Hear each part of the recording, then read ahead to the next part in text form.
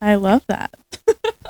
All right, here we are today. We are going to be talking about a vivid racing ride with our very own Jessica here. And she has a 2018 Honda Civic Type-R. And today we want to know a little bit more about this vehicle, what's done to it, what's it like owning it and driving it, and what else is next. So welcome. Thank you for being here. Of course, I know it was a long journey. Yes. Thank you for having me. Hi, guys. So 2018 Honda Civic Type-R. Before that, what was the car before the Type-R? Or just tell us, what's your car journey to get to the Type-R? So it's actually kind of funny. When I was 15 in high school, I kept talking about, I'm going to get the Type-R. I'm going to get the Type-R. One day I'm going to own it. Everyone called me crazy, but, set that expectation for myself, and I got there. Probably took me about 3 cars. So before the Type-R, I actually had a Civic hatchback, just a normal EX.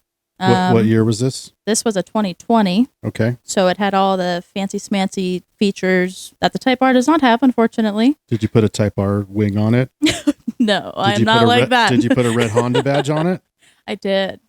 I put red wheels on it and everything. I lowered it. It looked sick. What color was the car? It was white. All right, red wheels is acceptable.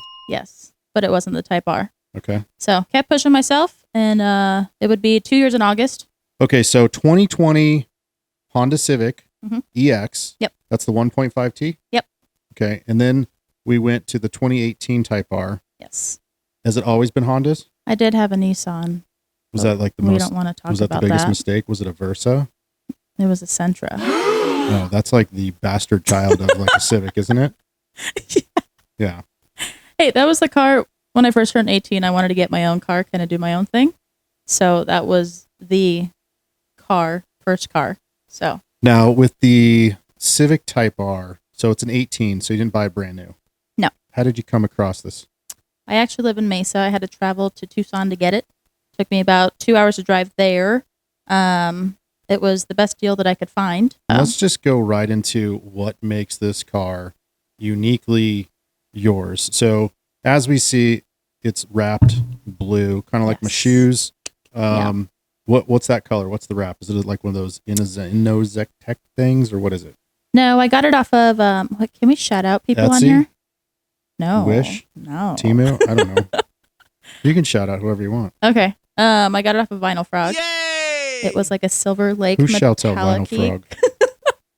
It was a Silver Lake metallic-y color. Okay, so you bought the material. Yes. Okay. So I bought the roll. It was kind of cool because I had a friend from high school. She actually wraps cars. So while I was on vacation, I kind of just gave my car to her and I said, make it work. And she did. Make it blue. Yep, exactly. Was that the first mod? First mod. What's the first mod that was done to it? First mod, I say Gretty exhaust. That's not a bad first mod. I was going to think you're going to say like air freshener or one of those like dusty heart Chinga thing that goes on the back of the bumper to like, I have one of those on my passenger. Of course you did. Okay. That's funny. Gretty catback exhaust first mod. That's good. I think with the 4 cylinders, it's kind of hard to get more of like a deeper tone to it. So I felt like the Gretty was more of like that deeper tone rather than the high pitched stuff. I don't like the high pitched stuff personally. So with the 4 cylinder, I think that was kind of the one exhaust where I was like, oh, okay, that actually doesn't sound bad. So second mod.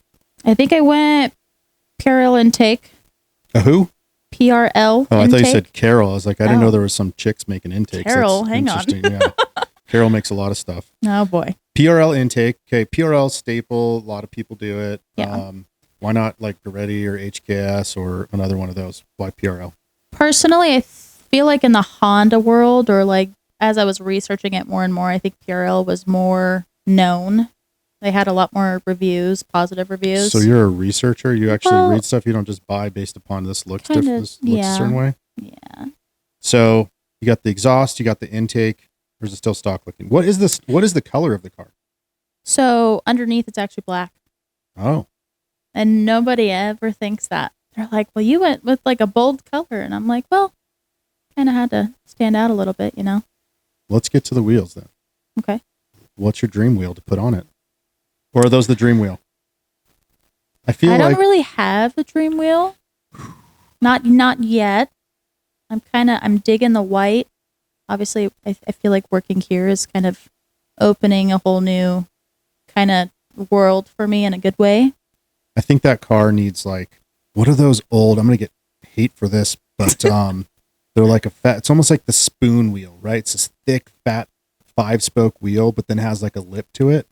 I need someone to put this in the comments. Anyways, put it in the comments. That is a wheel that I think would look iconic because I'm tired of seeing TE37s. Oh my gosh. It's just like TE37s is like a girl with a Tiffany bracelet. Oh my God. Oh my gosh. Samey. Every Type R has them. And it's crazy. Yeah. You definitely gotta stand out. Something different. So funny story. So when I actually had first bought the car, it was wrapped, but I didn't find that out until I got there.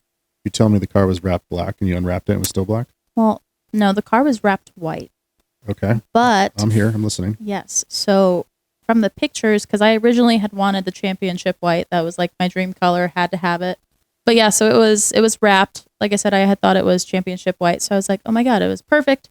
But then I got there and in certain lights, it was like that, like the fluorescent color almost. So it was white, but then it turned like pink and purple in a different sunlight. It was weird. Mm-hmm. So I was like, I'll stick with that for a little bit. So that lasted a couple months. Did you do, I think you did an intercooler? Would an intercooler be next? Yes, Mishimoto. I feel like I have to have like really good reviews to put like parts on a car. The intercooler was kind of a must for the Type Rs. They're, especially if you track them and stuff, unfortunately they're known for overheating. And I felt like the Mishimoto one was kind of one where it stuck out, just good reviews wise. So if I ever did decide to go that route. So I feel like a lot of the FK8 owners who track them obviously change the intercooler right away, or might even get like one of the coolant expansion tanks. I know a lot of the track guys are doing that too. Yeah, I don't know. It was just the FK8 thing. Wouldn't you do, did you tune it? I assumed you tuned it, right? Yeah. So basically full bolt-on right now, and then with the Honda Attitude I got on there. So what does the car make now? About? So I'm 332 to the wheel. So you dynoed it? Yes. So 332 to the wheels, that's no slouch. Like front wheel drive, let's call that 10, 15%. That's almost like 400 horsepower. From the factory, it's 306. Yeah. So it's just full bolt-on and 2. And I was like, well, it's not too bad.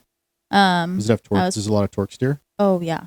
So that's pretty cool as far as like the power gains from doing that. I mean, that's like the perfect scenario to go up through the stages, if you will. Mm-hmm. And I know you got a clutch. Did you personally blow the stock one yourself? Was that like a you doing thing, or did you? No, but I just hit 67,000 miles. So it's kind of like that time frame. And I mean, buying it pre-owned too, you obviously don't know how the previous owner drove the car. And this clutch is Clutch Masters? ACT clutch. Yep. Is it a full? Did you get a full disc, a puck disc? Like which one did you go with? I think I did the street sprung. So is it pretty easy to engage? Oh yeah, it's just like a stage 1. It's super duper easy. But no, I didn't blow the clutch. I felt it going out. I had a clutch in a Porsche, and it was a puck clutch. It was like an 8-puck clutch. It was miserable. Every time you'd be at a light, you were basically just shaking your quads because you weren't sure if you were at this right point. It was the most nerve-wracking thing to leave a light every single time. Yeah. I'll never put one of those. And if you have high horsepower or you're truly road racing it and you don't daily drive it, those like big twin discs with those puck style, they make sense. Yeah. But when you have to like drive that thing, normally impossible. Where do you go from here? You've got this awesome Type R. Like what's next? Is there next for mods? Are you thinking like a different car? Like what's on your horizon? I would love to drive this thing into the ground. And I know this sounds crazy, but if you handed me keys to a Lamborghini and a Type R, I would pick the Type R any day. What if they handed you the keys to a like 98 Integra Type R? I haven't gotten asked that before. See? That's a good question. Old versus new. But no, yeah, that's a hard question. I genuinely don't know. Are you doing any track, any drag racing, or are you just street driving this thing? Do you have plans for it? I would like to track it. I would probably end up buying another Type R to daily and then end up tracking this one. What's an FK8 Type R cost nowadays? So I want to say used, they're anywhere between, I want to say 30 and 39. You think that's affordable? Pre-owned. Not for everybody. No. My car payment's pretty up there, but I just swallowed it because that was like in my head, it was like, oh, that's my dream car. I'm just going to swallow the payment. It's fine. What would you say to somebody looking to buy a Type R as one of their first project cars? Well, a big thing for me is obviously look at how many owners it has. Because I feel like a Carfax can be pretty helpful if it's been through like 5 owners and like one owner has only had it for 6 months. You're like, well, why did they get rid of it within the 6 months? That's kind of like a red flag. And I would say, I think another red flag would be just don't buy a car that's modified. So what is like the driving experience of a Type R? Like why do you drive the Type R? How does it make you feel? Amazing. I don't really know how else to put it. Being a front wheel drive car, the way that car handles is amazing. I would never expect for it to handle corners the way it does. Not saying that I speed. It's just honestly amazing. And I know when the Type R had first come out, at least into the US, I think it was 17. It was the fastest like front wheel drive car produced in that time. So I thought that was kind of awesome. You ask anybody, I mean, even my boyfriend, he was like, it's a Type R, but he sat in the car and he drove it and he's like, oh my gosh, I did not think that a front wheel drive car would handle like this. All right. So that was talking about Jessica's Civic Type R. Had a blast chatting about it. Car looks awesome in person with that the wrap and the white wheels. Everything about the Type R, it definitely fascinated. That is one of the best front wheel drive cars I think has come out in quite a long time. So hopefully you guys watching love the content, maybe even have a Civic Type R. Leave a comment below. Tell us what you think and stay tuned for more customer rides. Thanks guys for watching. Yes. Bye guys. Thank you.